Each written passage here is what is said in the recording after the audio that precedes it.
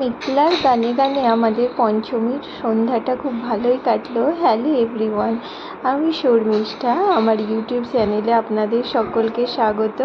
আমার একটাই অনুরোধ রইল, ভিডিওটা কেউ স্কিপ করবেন না, একটু দেখবেন আমরা এই প্রবাসে কেমন করে দুর্গাপুজো কাটাই তার একটি ছোট্ট আপনাদের সামনে তুলে ধরছি ক্লিপ। যদি ভালো লাগে অবশ্যই লাইক করবেন আর আমার চ্যানেলটাকে একটু সাবস্ক্রাইব করে দেবেন। গান টান শুনে টুনে নেওয়া হয়ে গেছে, তারপরে একটু ফটোশ্যুট চলছে, যেটা দুর্গাপুজোতে একদম মাস্ট। তারপরে তো যেতে হবে খাবার স্টলে, তাও আবার বাঙালি খাবার। এখানে তো খাবার বলতে সবই মারাঠি, মানে ওই খাবার ঠিক আমরা বাঙালিদের ভালো লাগে না। বাঙালি খাবারের প্রচুর স্টল বসেছে। প্রথমে ছেলে বললো জুস খাবে, তো সেটাই খাচ্ছি। তারপরে আপনাদের আমি অন্যদিন কোনো দিন, এখনও তো 4-5 দিন পুজো আছে, স্টলটা ঘুরে দেখাবো।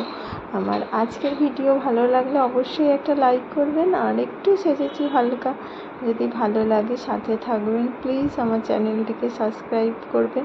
আমি কিভাবে দুর্গাপুজো কাটাই সেটা আপনাদের তুলে ধরবো। এবার তারপরে 9:30-10টার দিকে শুরু হয়েছিল আমাদেরই কলোনিতে বাঙালি ছোট ছোট কুচে কাচা একদম বাটারফ্লাই মনে হচ্ছিল দেখে। ওরা গান করছিল, সেই অন্তরা চৌধুরীর সেই গানগুলো।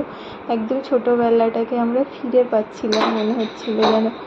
এখানে না একটা জিনিস খুব ভালো লাগে, আমাদের বাচ্চারা একদম বাঙালি কালচারে বড় হয়। সেই অন্তরা সেনের ছড়ার গান, এগুলো তো ভাবাই যায় না, তাও শুধু মুম্বাই। কিন্তু এত ভালো স্ট্রং বাঙালি কমিটি, সেই জন্য আমরা সব কিছুই উপভোগ করতে পারি। তাই কোনো সময়ই মনে হয় না যে আমরা ওয়েস্ট বেঙ্গলে থাকি না, বা দুর্গাপুজোর সময় ইভেন আমরা যে গ্রামে থাকি তার থেকেও মনে হয় এখানে ভালো পুজো সেলিব্রেশন করা হয়। তাই পুজোর সময় চেষ্টা করি প্রতিবার মুম্বাই থাকতে, বাড়ি টাড়ি সেরকম যাওয়া হয় না।